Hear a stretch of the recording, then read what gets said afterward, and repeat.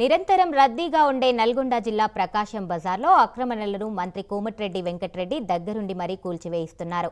అక్రమంగా ఫుట్పాత్లను పలువురు వ్యాపారులు ఆక్రమించారు. దీంతో అక్రమణలపై అధికారులు కొరడా జులిపిస్తున్నారు. ఉపాధి కోల్పోతున్న వ్యాపారులకు ఓల్డ్ కలెక్టరేట్ వద్ద స్థలం ఇస్తామని మంత్రి హామీ ఇచ్చారు. మంత్రి నిర్ణయంతో ప్రయాణికులకు ట్రాఫిక్ కష్టాలు తీరనున్నాయి.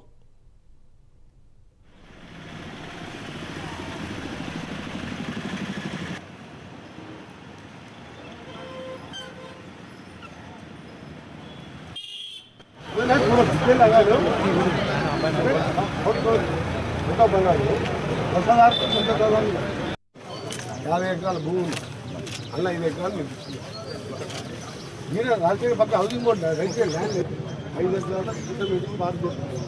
దీని నుంచి 5 కిలోమీటర్లు మీరు ఆ బంధువులకు ఒక మూడు ఇచ్చినాం. ఫ్యాబ్రిక్ బంగారంలోకి ఇచ్చేసాం. అది డబ్బులు కట్టేసి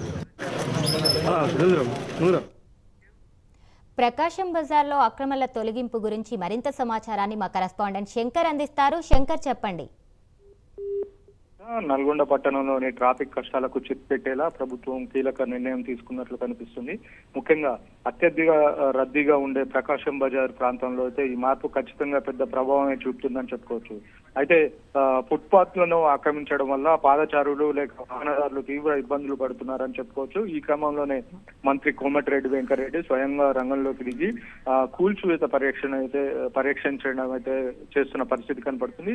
ఈ చర్య వల్ల రోడ్లు వెడల్పుగా మారి పట్టణంలో ప్రధాన ట్రాఫిక్ సమస్య ఏదైతే ఉంటుందో ట్రాఫిక్ సమస్య తగ్గే అవకాశం ఉందని కూడా చెప్తున్న పరిస్థితి కనపడుతుంది. కేవలం అక్రమాలను తొలగించడమే కాకుండా ఉపాధి కోల్పోయిన చిరు వ్యాపారుల పట్ల కూడా మంత్రి సానుకూలంగా స్పందించాడు. ఓల్డ్ కలెక్టరేట్ వద్ద అయితే వ్యాపారులకు స్థలం కేటాయిస్తానని హామీ ఇచ్చారు. అటు ఈ అభివృద్ధి ఏదైతే ఉంటుందో పేద వ్యాపారులకు జీవనోపాధి దృష్టిలో ఉంచుకొని ఈ నిర్ణయం తీసుకున్నట్లు కూడా తెలుస్తున్న పరిస్థితి కనపడుతుంది. అంటే అక్కడ రోడ్డు వెడల్పులో ఏదైతే ఉంటుందో ఆ ఫుట్పాత్లు కోల్పోవడం వల్ల చిరు వ్యాపారులు ఇబ్బంది పడకుండా వాళ్ళకి స్థలం కూడా కేటాయిస్తున్నారు మంత్రి కోమటిరెడ్డి వెంకటరెడ్డి. ఓల్డ్ కలెక్టరేట్ ఏదైతే ఉంటుందో ఓల్డ్ కలెక్టరేట్ వద్ద ఉన్న స్థలం ఏదైతే ఉంటుందో ఆ చిరు వ్యాపారుల కోసం ఆ స్థలాన్ని కేటాయిస్తానని కూడా చెప్పిన పరిస్థితి కనపడుతుంది.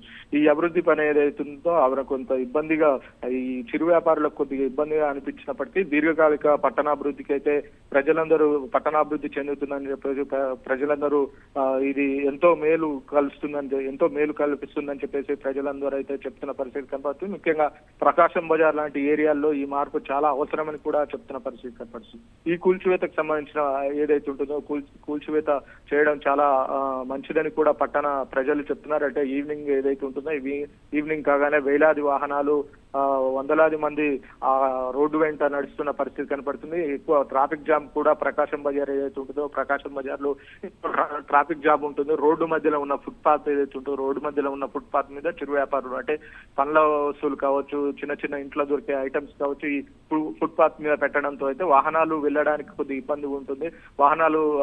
వేలాది వాహనాలు రోడ్లు వెంట వెళ్తాయి కాబట్టి ట్రాఫిక్ జామ్ అవుతుంది. దాని ద్వారా పాదచారులు కూడా తీవ్ర ఇబ్బంది పడుతున్నారు. దీన్ని గమనించి మంత్రి కోమటిరెడ్డి వెంకటరెడ్డి ఇది గమనించి వెంటనే అక్కడ ఉన్న అక్రమ కట్టడాలు ఏదైతే ఉంటుందో వాటిని కూల్చివేయడానికి నిర్ణయం తీసుకున్నారు. నిన్ననే అంటే మేయర్ పీఠం ఏదైతే ఉంటుందో మేయర్ పీఠాన్ని దక్కించుకున్న మున్సిపాలిటీ మేయర్ పీఠాన్ని దక్కించుకున్నారు. నిన్న దాదాపుగా ఏకగ్రీవంగా మేయర్ పీఠాన్ని దక్కించుకున్న కాంగ్రెస్ పార్టీ ఏదైతే ఉంటుందో వెంటనే రంగంలోకి దిగారు. అంటే నిన్న ప్రమాణ స్వీకారం ఏదైతే ఉంటుందో ప్రమాణ స్వీకారం అయిపోగానే వెంటనే రంగంలోకి దిగారు. ఈ రోజు తెల్లవారుజాము నుండే ఈ పనులను అయితే ప్రారంభించిన పరిస్థితి కనపడుతుంది. బుల్డోజర్లు అయితే ప్రకాశం బజార్ లో తిరుగుతూ అక్రమంగా నిర్మించిన ఈ అక్రమాలను ఏదైతే ఉంటుందో తొలగిస్తున్న పరిస్థితి కనపడుతుంది. దీని ద్వారా పట్టణం మరింత అభివృద్ధి చెందుతుందని మంత్రి కోమటిరెడ్డి వెంకటరెడ్డి చెప్తున్న పరిస్థితి కనపడుతుంది. Right, thank you Shankar.